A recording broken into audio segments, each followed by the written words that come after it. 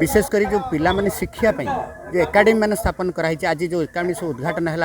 40-42टा जगार तेणु यह निश्चित भाव में गोटे बड़ पदक्षेप या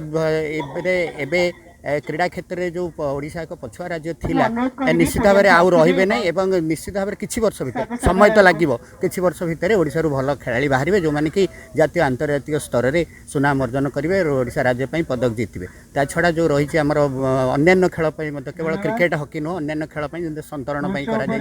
ब्रह्मपुर जो आमर भारोत्तोलन स्टेडियम कराई जाजपुर हॉकी स्टेडियम कराई सुंदरगढ़ स्टेडियम कराई तेणु ये सब माने एक बड़ पदक्षेप निश्चित तेणु जो